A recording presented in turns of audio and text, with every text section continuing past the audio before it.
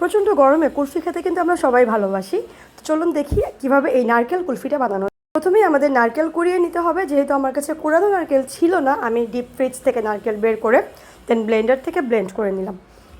আপনারাও চাইলে এভাবে ব্লেন্ড করে নিতে পারেন। দিয়ে দিচ্ছি এখানে আমি 2 চামচের মতো চিনি দিয়ে দিয়েছি।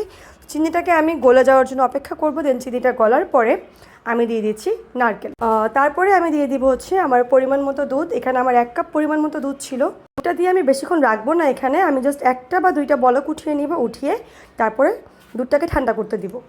দুধটা ঠান্ডা হয়ে যাওয়ার পরে আমি দুধটাকে সুন্দর করে কুলফির মোল্ডে ঢেলে নিচ্ছি। তো কুলফির মোল্ডে ঢালার পরে এবার হচ্ছে আমাদের কুলফির মোল্ডটাকে ডিপ ফ্রিজে রাখার পালা। ডিপ ফ্রিজে কতক্ষণ রাখতে হবে? 8 থেকে 10 ঘন্টা। 12 ঘন্টা রাখলেও হয়, 8-10 ঘন্টা রাখলেই এনাফ, বরফ হতে যতক্ষণ লাগে। এবার 8 থেকে 10 ঘন্টা বরফ হওয়ার পরে আমার কুলফি রেডি। ব্যাস, এরপর মজার মজা উপভোগ করতে পারবেন এরকম একটা নারকেল কুলফি। কে কে আমার মতো এরকম নারকেল কুলফি খেতে পছন্দ করেন জানাবেন। ধন্যবাদ।